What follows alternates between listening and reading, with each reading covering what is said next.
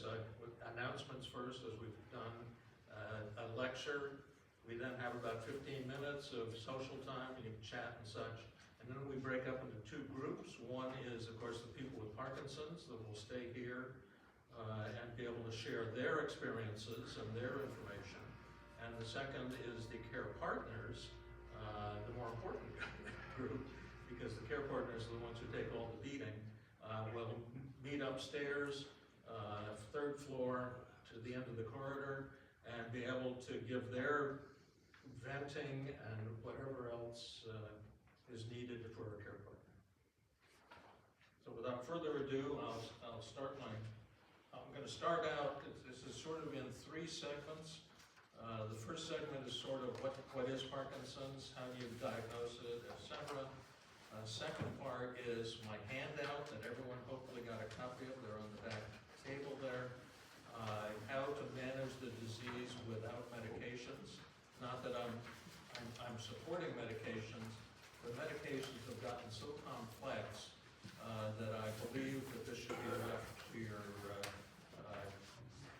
movement disorder specialist. The big thing about Parkinson's is it is not a single disease. It's not like measles or mumps or chickenpox or pneumococcal pneumonia. There are multiple varying forms, and so I always like the comment, when you've met one person with Parkinson's disease, you've met one person with Parkinson's disease. No two people are alike. They behave differently, their symptoms are different, they respond to medicines differently, and so there is no cookie cutter, there's no one size fits all, and so that's why I will be going over at some point things you need to do to write down and remember how you're reacting to your medications, how you're reacting to whatever you're doing, what you're eating, etc. So you can share that with your movement disorder specialist, so that person can then help you adjust your medications. So I'll start out with the disease, Parkinson's disease. Basically, it's a neurodegenerative disorder, which when it was first diagnosed pathologically, was diagnosed by doing autopsies of brains and showed these little clumps of something in the nerve cells in the brain. They were described by a Dr. Lewy, so of course, needless to say, they're called Lewy bodies. That seems to be the hallmark feature of the disease, but the presentations are enormous. 10% of people with Parkinson's, it runs in the family. There are two genes that are the most important, but if you have one of those genes, even then, only about 10% of the people with that gene will develop Parkinson's. So there is a genetic predisposition, but unlike some genetic diseases, it doesn't guarantee you're going to get it. So the 10% of people, there's a familial phenomenon. There are two genes that you don't need to memorize. One is called LRRK2, which is leucine-rich reverse kinase, and the other one is GBA, which is glycocerebrosidase. All other people with Parkinson's disease, there is probably a genetic component, but there are so many genes that might be involved that it's still in doubt exactly what genes they are. So far, there have been 80 genes that have been described to perhaps make people prone for Parkinson's. So even with whatever gene you might have, you still will probably not get the disease. However, it's caused by an environmental exposure. Parkinson's is a disease of our environment. Rather interestingly, if you live in rural communities, you are more likely to develop Parkinson's than if you live in a metropolitan area. So it appears to be related to whatever goes on in rural areas as opposed to what goes on in the cities. Pesticides have been reported to do it, as you've seen with all the press about a variety of the pesticides that they're banned in Europe and they're trying to get them banned in the US. Herbicides have been shown to do it. Air pollution is a contributor, and in fact, it's the size of the particle. If the air particle, the pollution particle is less than 2 micron, which is a very tiny particle. And rather interestingly, if you're behind a diesel truck and you see that black stuff coming out of the diesel truck, those are particles that are less than 2 micron in diameter. So those are Parkinson's producing particles. Agent Orange, which is why if you served in Vietnam and have Parkinson's disease, your disease is covered by the Veterans Administration. And they do a marvelous job of providing equipment and services. Organic compounds, a whole variety of organic compounds. Trichloroethylene, which was used as a cleaning agent in industry and around the world, and is, I know, the Smith Corona plant in Cortland, the soil is contaminated with trichloroethylene. It's the most common organic compound that's associated with Parkinson's. How do these compounds get into you? Well, obviously breathing is one of them. And if you know your anatomy very well, there is a little plate in the back of your nose that has little holes in it that the neurons from the smell center come through to give you the sense of smell. So you have, in your nose is a structure that is a nice pathway for pollutants to then make it back into your brain. And then the other one, of course, is the intestinal tract. And in fact, most Parkinson's probably begins in the intestinal tract. You ingest whatever toxin it is, it gets taken up in the wall of the intestine, it gets into the nerve fibers, and then will gradually work its way up through your spinal cord to your brain, and you have full-fledged Parkinson's disease. There is the pathology of Parkinson's is a thing called alpha-synuclein, excuse me. It's a normal protein in the brain, in the neurons. Something causes it to misfold. Proteins have a definite three-dimensional structure, which if the structure is changed, makes them not work. Rather interestingly, in our body, anytime we make a protein, we make a right-handed version and a left-handed version, and only the left-handed version works. For the rest of the world, we're all right-handed, but if you're a lefty, your proteins are like you. So the alpha-synuclein misfolds, and then it begins to start clumping together. And when the clumps get big enough, they become, guess what, Lewy bodies. So these things that Dr. Lewy saw in the brain are actually the cause of Parkinson's disease, these alpha-synuclein misfolded.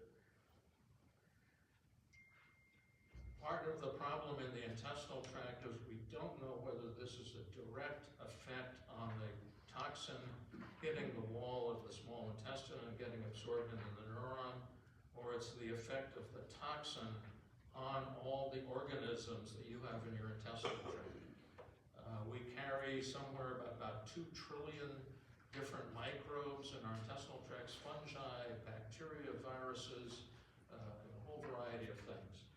And this is what's called the microbiome. And rather interestingly, people with Parkinson's have a different microbiome than people who don't have Parkinson's. And in fact, there's an experimental model in mice where they have genetically altered mice so they develop Parkinson's disease. If the mouse is allowed to run around in the cage as it normally does, it gets contaminated with all the things that are normally in the cage, and the mouse will develop Parkinson's disease, usually sometime in about 6 months. If you raise the same mice in a germ-free environment and get through enough generations, you get these mice who have no microbiome. They still develop Parkinson's disease, but it's much later, usually about a year old. If you feed those mice, feed the regular mice, we'll go back to regular mice again. If you feed them stool from people with Parkinson's disease, they develop their Parkinson's disease much earlier, usually somewhere around 2 months. So there is something in your intestinal tract, if you have Parkinson's disease, that is the causative agent of this disease. Rather interestingly, people with Parkinson's disease, about 80% of people with Parkinson's disease will develop diabetes.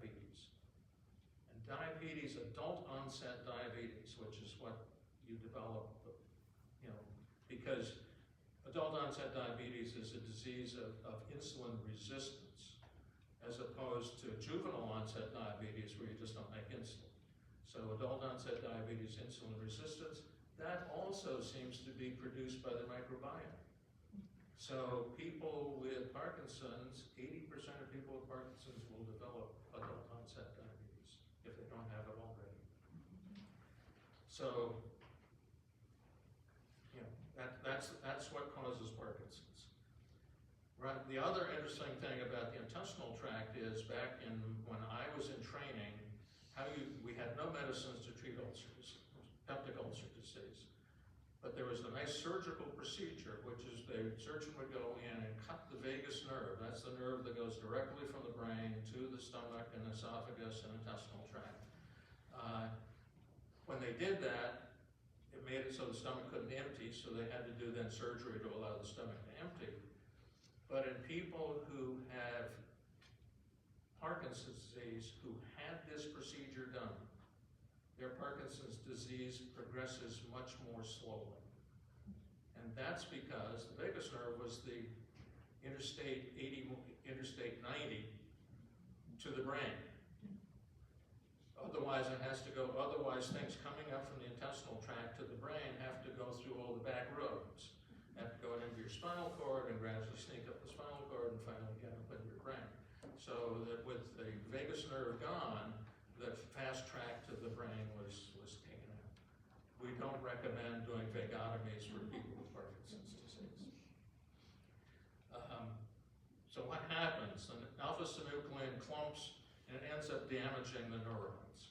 Now it seems to be more common in the neurons that make dopamine, and that's why everything we talk about is replacing dopamine in the brain to help your Parkinson's disease. But it also affects other neurons, and there are some forms of alpha-synuclein disorder where the primary neurotransmitters, dopamine is a neurotransmitter, where the primary neurotransmitters are different than dopamine. They're norepinephrine, they're acetylcholine, there are a whole variety of neurotransmitters. So, and that's the reason why everyone behaves differently. The dopamine levels might be low, but then the other neurotransmitters are also involved.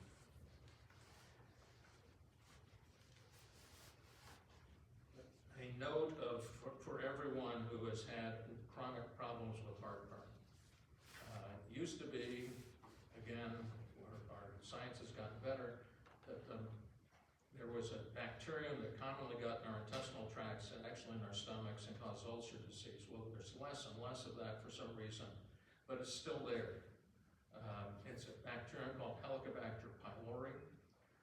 Rather interestingly, people with Helicobacter pylori, their Parkinson's disease comes on earlier, it progresses faster, and responds less well to medications.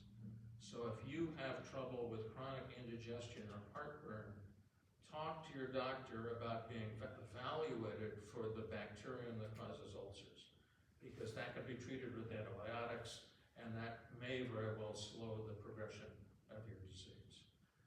I think that's a bit of information a lot of physicians don't know, so I would recommend, if you have a lot of indigestion, heartburn symptoms, talk to your doctor about being tested for the bacterium that causes ulcers.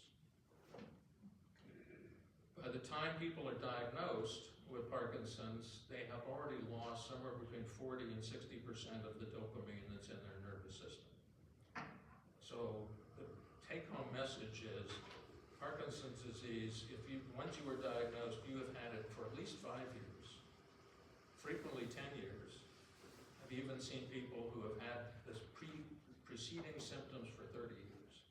So Parkinson's has been there, it's been slowly developing. Obviously, what we really need is some way to diagnose it so early that we can intervene in the disease. But at this point in time, there is no therapy yet shown, no pharmacologic therapy yet shown that will slow the progression of the disease.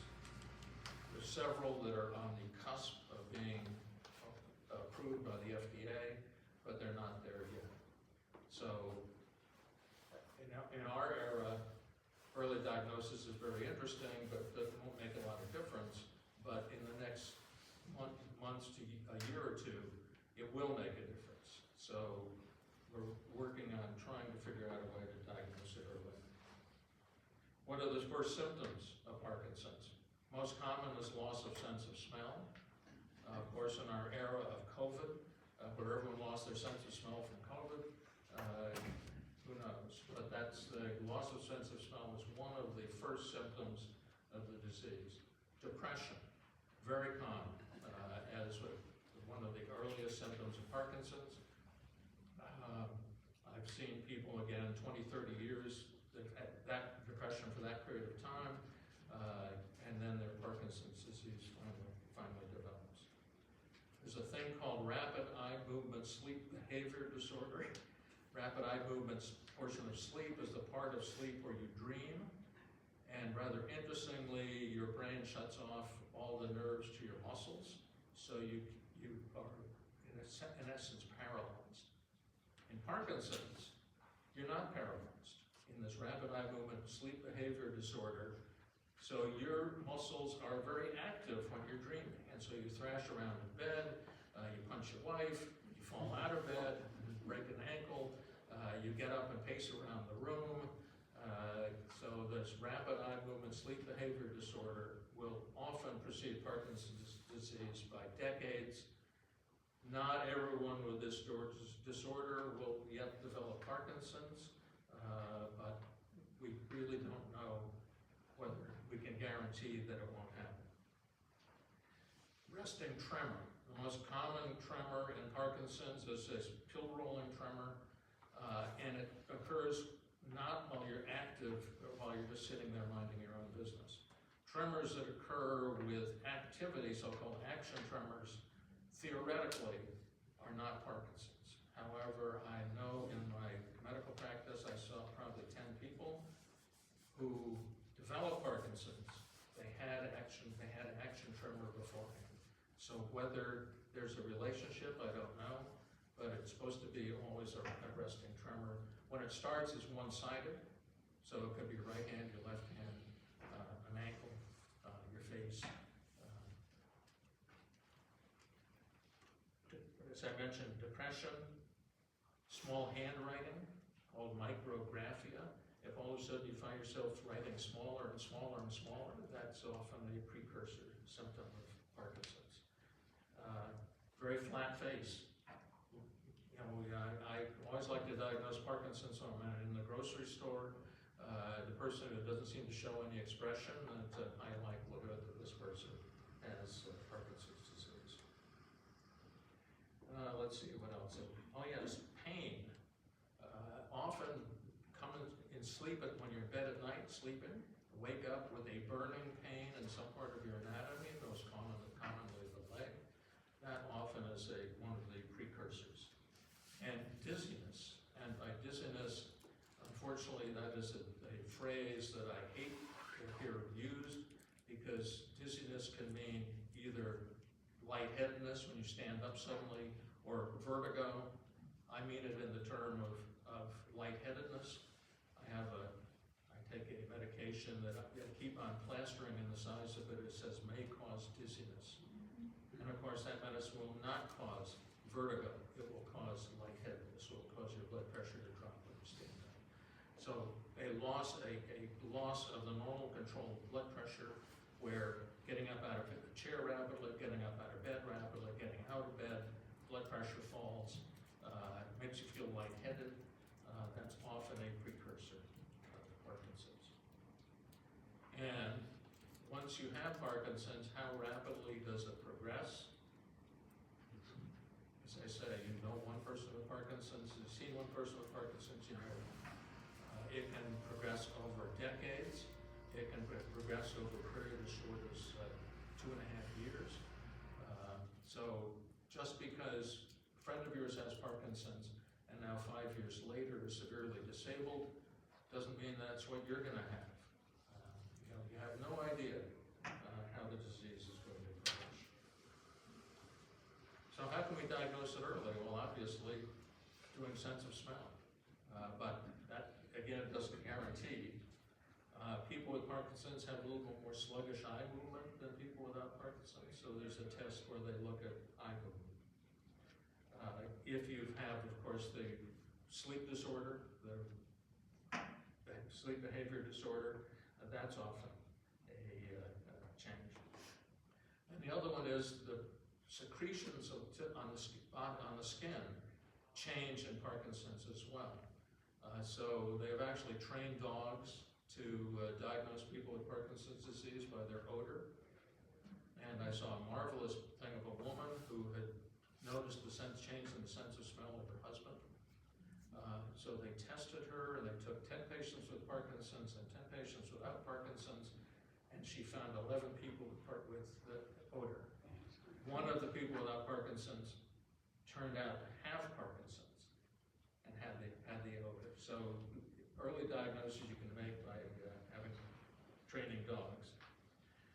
There is a thing called a DAT scan. This is a scan that looks at the amount of dopamine in your brain, and that is helpful in making the diagnosis early.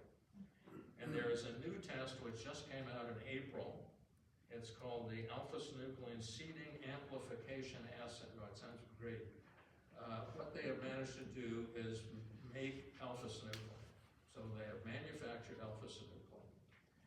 And they do a lumbar puncture, take spinal fluid from a person, incubate it with their artificial alpha-synuclein overnight, and if it clumps, that person has Parkinson's. They did a test doing this on 100 people with Parkinson's. 90 of them had a positive test. Now, does that mean the other 10, it was too early in the disease, or is there some other pathology in Parkinson's? Good question. But this would be a way to make the diagnosis early. In fact, there's a recommendation that is coming out that would say, do a smell test. If the person flunks the smell test, do a DAT scan.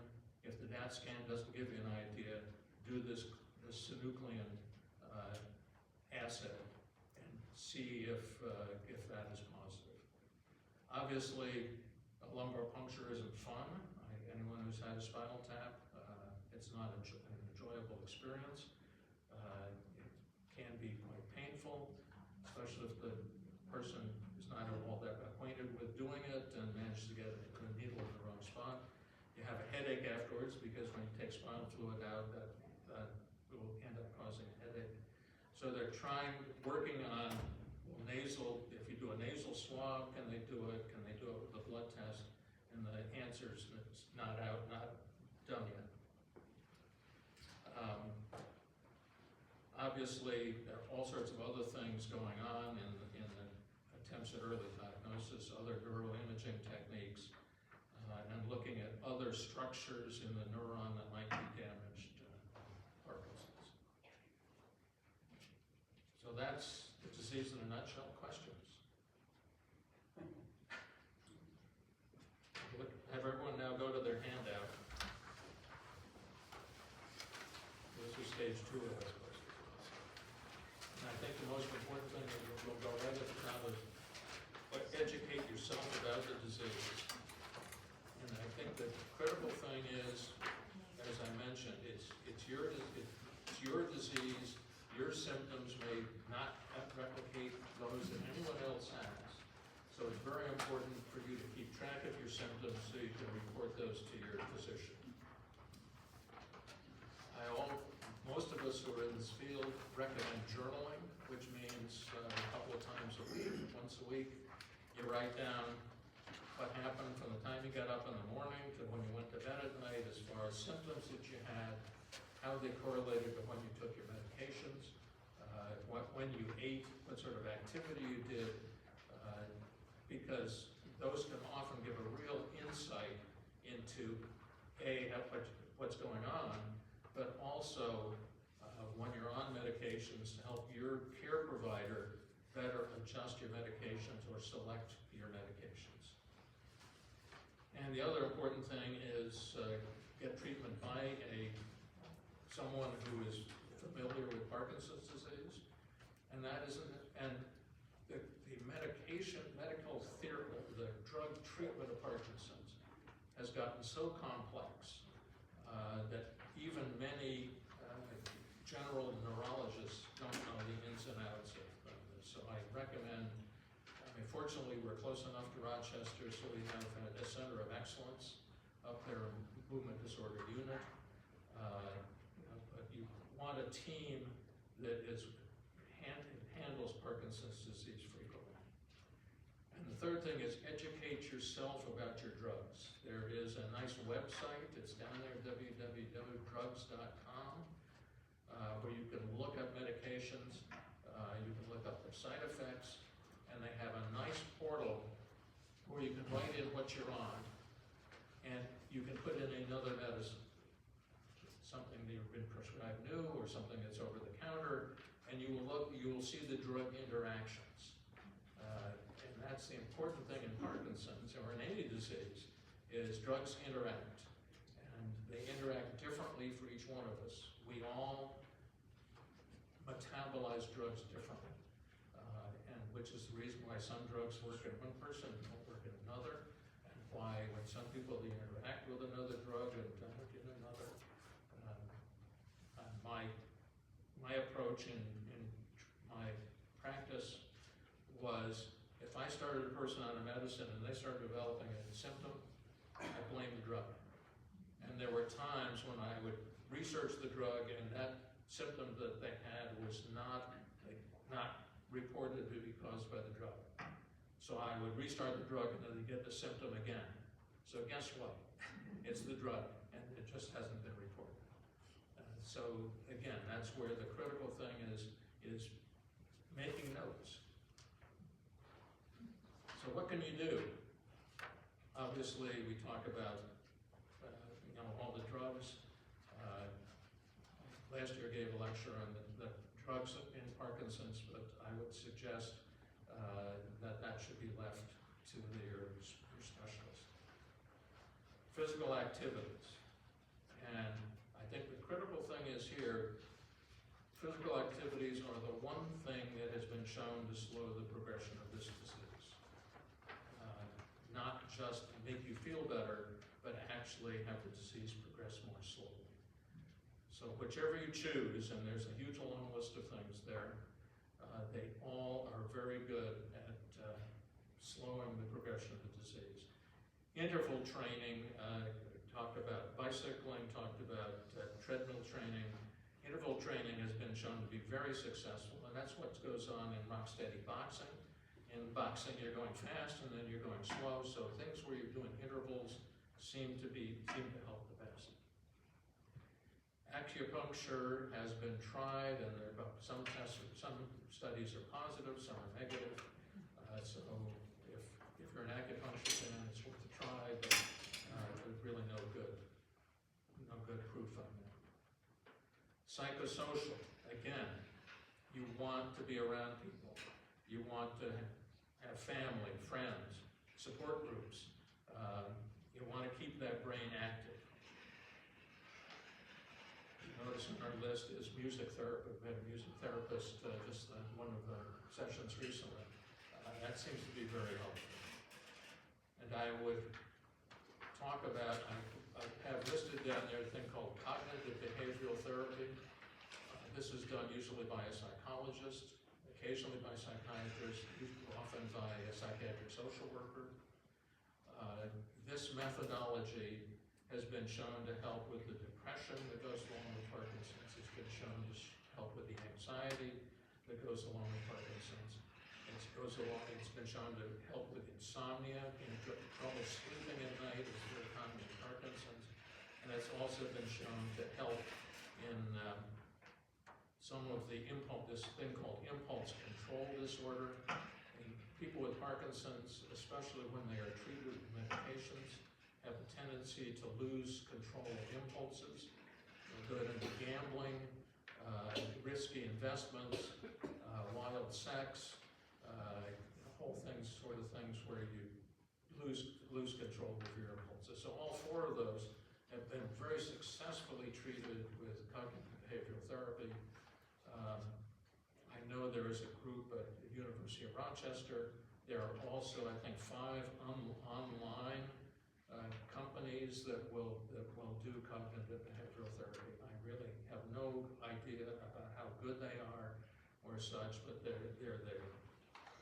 I would recommend a referral by your Parkinson's specialist, because this therapy is as successful as drugs. And the nice thing about it is, other than putting a dent in your wallet, it has no side effects.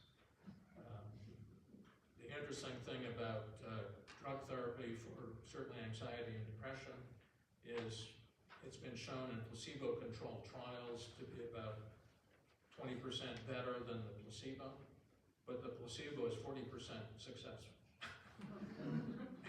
So the drug treatment will help about 60% of people with anxiety or depression, about the same level as cognitive behavioral therapy. Dieting. You want to do things with your diet that will help your microbiome. And that's predominantly a lot of fruits, vegetables, nuts, whole grain cereals, leafy greens, fermented foods, sauerkraut, kimchi, if you're a Korean favorite, kombucha, sourdough bread, yogurt, even for people who are lactose intolerant. Yogurt actually has in it the bacterium which eats up the lactose, and people who have trouble with milk allergy, which is diarrhea afterwards, which is because they don't produce lactose, they could actually take yogurt, eat every yogurt in the morning, and then drink milk during the day without any troubles. So yogurt is also been shown to help your microbiome, but it has to have an active fermenting source in it. So you want to get, usually the Greek yogurts are better than many of the other manufacturers. Avoiding complex sugars, saturated fats also seem to help. There are a lot of probiotics that are on the market. There are very mixed reviews with these. I would again check with your specialist, with your neurologist, about adding a probiotic. And the trouble with many things that are on the market as supplements is that none of them have been tested. We don't know what's in them. And you're sort of taking it on faith that this supplement might be helping you when there's really no scientific evidence that it is. And it's not, supplements are not controlled by the Food and Drug Administration. So that when you take a supplement over the counter, you have no idea what's in it. Insomnia, I have a list of things you can do to help you get a better night's sleep. The critical thing is avoiding blue light, which is your handheld electronic device, unless it has a special non-blue light. You can now get handheld devices that don't have blue light, but blue light, television sets, keep those out of the bedroom. And for about an hour and a half before you go to bed at night, avoid blue lights. So stay off the computer, stay off the television, do something relaxing, sleep in a cool room, 65 degrees appears to be good, and anything else. There is also a device called a light box, which basically has a fluorescent light in it, and you can, if you sit with that beaming on you for 30 to 60 minutes in the early part of the morning and then in the afternoon, that can help you sleep better at night. And avoiding napping during the day. Allow yourself, if you just can't do without a nap, allow yourself for 15-minute cat naps, maybe one, but again, early in the afternoon. Constipation, the following the dietary guidelines helps. Fiber supplements help. I would advise people, however, that things that contain psyllium, and that's Metamucil, have a tendency to produce a lot more gas and such than other fibers. Miralax is frequently used, polyethylene glycol, it comes in liquid form. There's several different brands of that. It's very good for helping the bowels move. There are, let's see if there's anything else. Yes, and the final one is there are muscles in the anus that are supposed to relax for you to be able to move your bowels. Often using a suppository, glycerin suppository, just to stimulate that muscle will make it work better. So if you have a difficult time initiating a bowel movement, often using a glycerin suppository will help that. Urinary symptoms. Two things go on in Parkinson's. The muscles can be underactive or they can be overactive.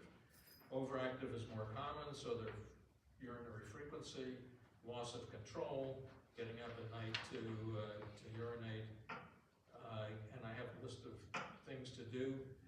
There are these exercises called Kegel exercises. The women should be familiar with them. It's often after gynecologic surgery. Your gynecologist will have instructed you in the Kegel exercises to help with your urinary symptoms. They also help men. There's also a device called a pelvic stimulator. Now I know that this gets awfully close to these sex toys called vibrators, but it's a similar device that causes a vibration, and you put it in this area between the testicles and the anus, or the vagina and the anus, in that thing called the perineum, and that seems to stimulate the muscles to work better. There are also surgical things that can be done to get the electronic stimulation of the bladder, but that gets left to a urologist.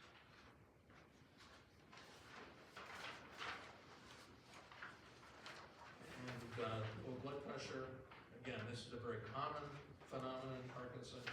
Normally your blood pressure is low in the morning, high in the evening. With people with Parkinson's, it is often just the opposite. So that, you need to do things to try to keep your blood pressure elevated. And obviously, you have hypertension. You're not going to do these, but increasing your salt intake, having more fluids during the morning and the early afternoon. Obviously, if you have them in the evening, you're up at night urinating. Sleep with the head of the bed elevated. Pumping your legs when you get out of bed in the morning, or when you're getting out of a chair. Before you do that, pump your legs to help pump the blood out of your calves into the rest of you. And if nothing else works, support stockings work very nicely. I did have a patient with a form of Parkinson's with severe drop in blood pressure. He actually wore a G-suit that he put on, sort of thing that jet pilots wear to keep from passing out when they're diving and such through the atmosphere. So that sort of thing works very nicely. And cognitive impairment, I recommend to everyone, especially in our age, get your ears tested. What happens, we frequently lose hearing, lose the ability of the neurons in the ear gradually deteriorate, and so those frequencies don't make it to the brain. Over a period of time, the brain then forgets that those frequencies exist. So that if you wait too long to get hearing aids, they're not going to help, because the brain has forgotten the frequencies that those hearing aids are helping. So if you have difficulty hearing, and I recommend really, I don't have my hearing aids on because then I sound too loud. I do recommend getting hearing tested once you're over the age of 60, and getting it tested relatively regularly, maybe every 5 years thereafter, because if you lose the ability to, if you can no longer hear certain frequencies, your brain will lose the ability to hear those later on. Questions? Last thing, what's new? Well, there are currently 16 different trials going on looking at targeting alpha-synuclein. There are antibodies that have been developed. There's actually a vaccine, alpha-synuclein vaccine, that's used to generate antibodies. That works very successfully at raising antibody levels against alpha-synuclein. You can get a booster of that then a year later, and it keeps the antibody levels up. The problem is in the early trials, it didn't seem to show any difference in the course of the disease. But now that those trials have been going on longer, it appears that treatment appears to be slowing the progression of the disease.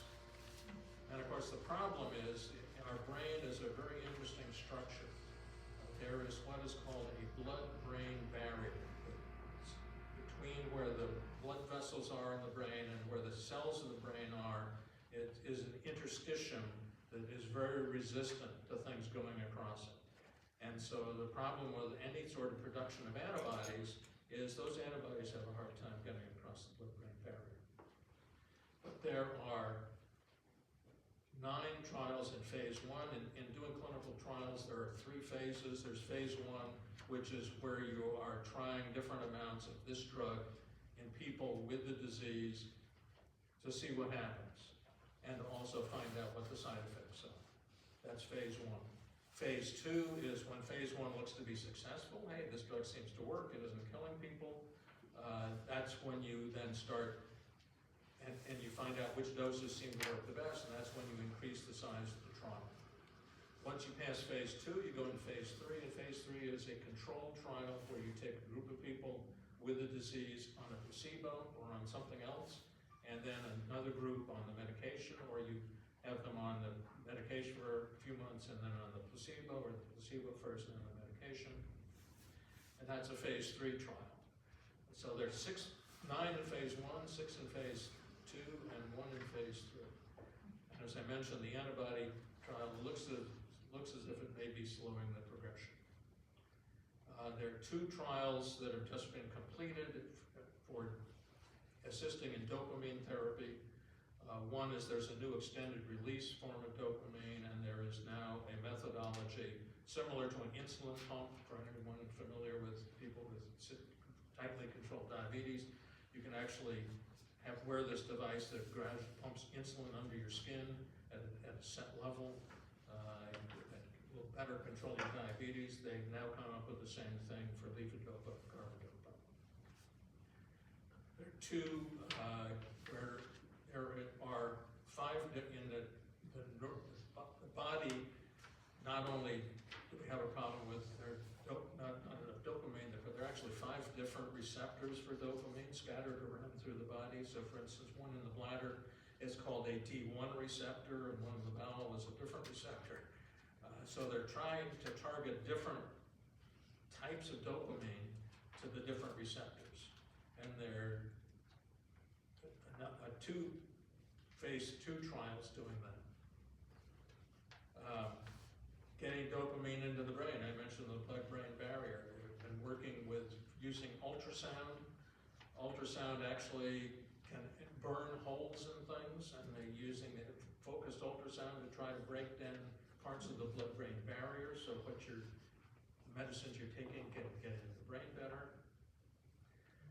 There are several trials looking at the 2 genes that I talked about, trying to control what those genes produce to see if that can make any improvement.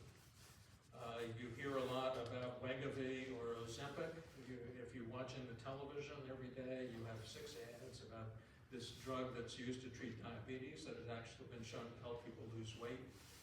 This also may help people with Parkinson's disease. So there are 5 trials going on, and the comment is it's mixed reviews. There are neurosurgical implants. There is a spinal stimulating device, which has been used for people who have had spinal cord injury, and it's now been tried in a handful of people with Parkinson's disease, and it seems to be helping their walking. There is a similar device for the sacral nerve, the nerve that goes to the bladder, to help people with Parkinson's with bladder control. There is a device that works around the ear, because the cranial nerve that goes to the ear is very close to the vagus nerve, and it actually helps stimulate the vagus nerve to allow the intestinal tract to work better. There is the device that I call the Stanford glove. There's a study out of Stanford where a glove that has microelectrodes in it that actually sends low voltage charges to the fingers. Seems to be helping with movement of the whole body. There's a similar device that's being tested by the sports physiology group at SUNY Cortland, which causes vibrations in the leg, and has actually been shown to may help people with gait problems with Parkinson's disease. Stem cells are a number of stem cell studies that are going on. They have actually come up with, managed to create stem cells that produce dopamine. So that a lot of stem cell work in progress. The cautionary tale there is that there are 2,500 things around the United States, businesses around the United States, touting stem cells and giving stem cells. These have not been approved by the FDA.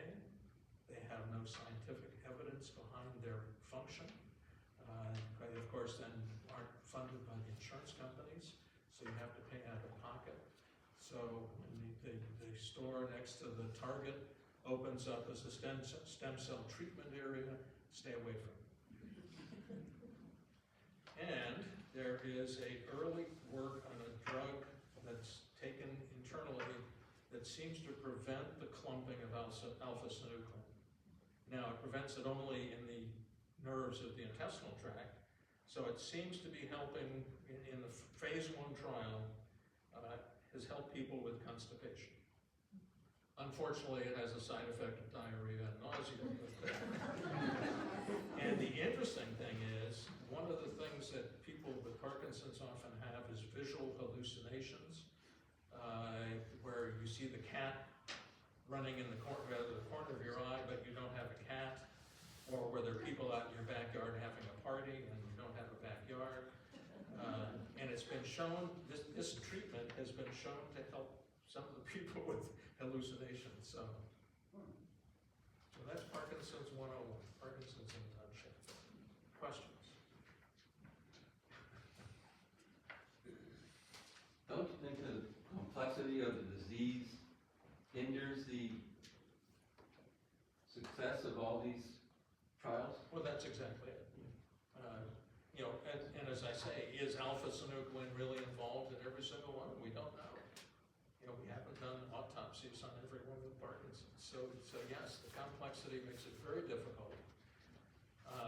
Parkinson's disease appears to have two sort of major categories. There is what's called the tremor predominant, and that's the person who started out with the tremor.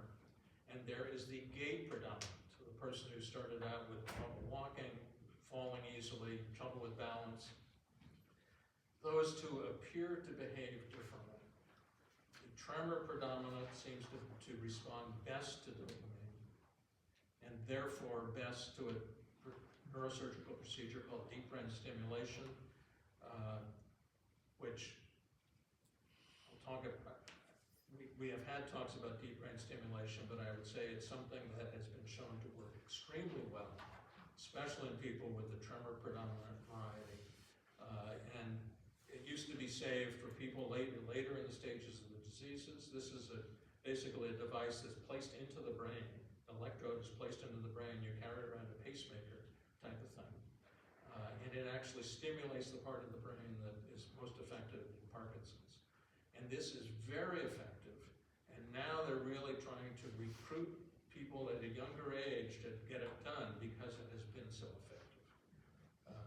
So there is the tremor predominant, and then there is the gait predominant. Gait predominant appears to progress more rapidly, appears to respond less well to dopamine therapy, and appears to respond less well to deep brain stimulation.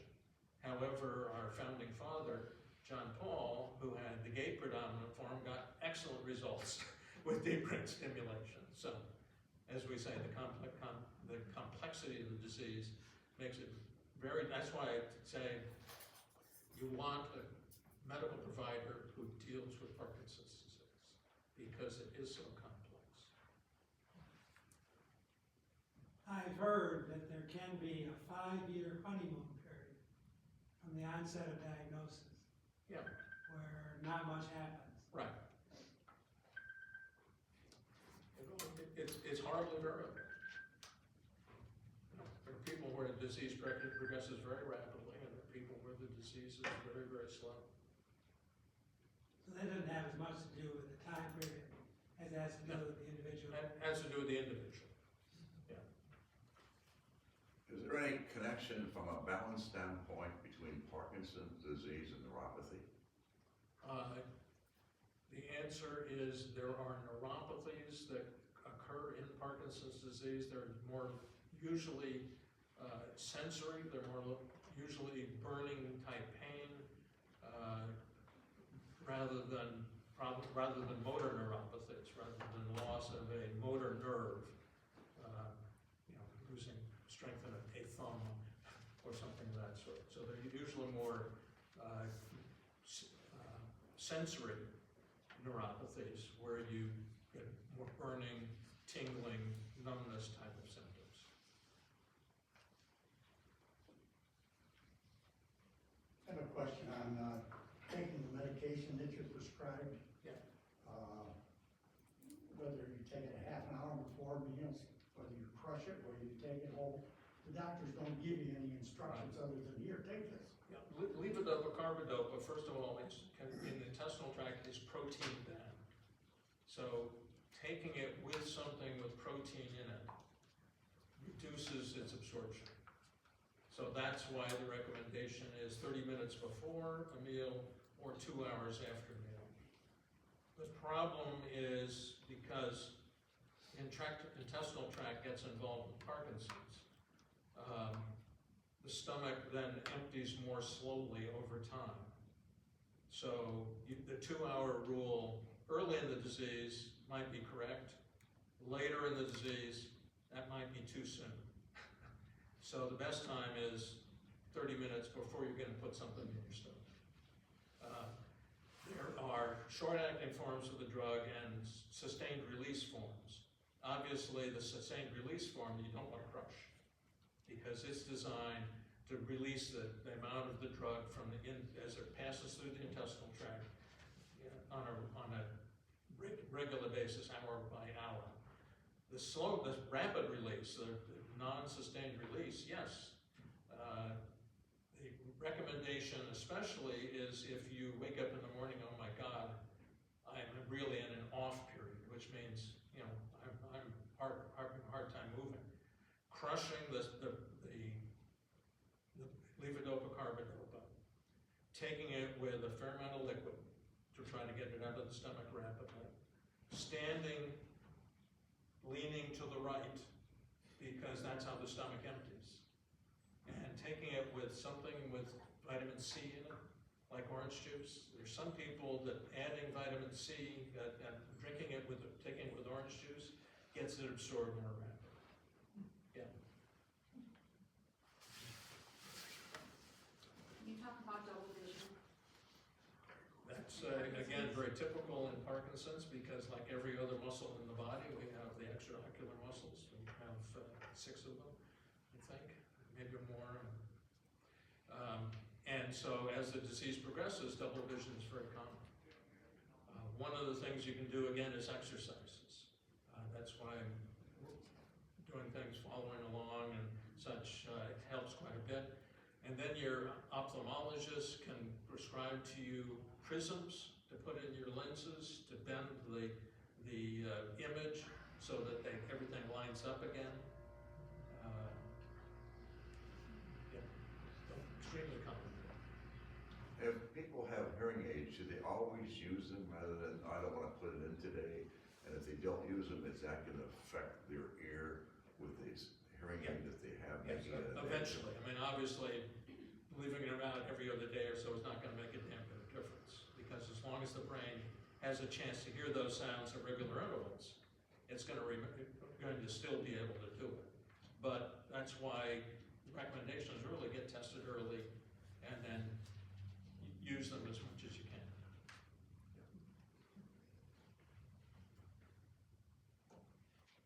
I have a question on having night tremors in your legs. Yes. Is there any, for prevention for that, other than taking them down? They're probably, you're getting tremulousness, often trying to do relaxing things in the evening, and maybe taking a warm bath before you go to bed at night. And there are medications that help with the neuropathy type symptoms, and they might very well help with that.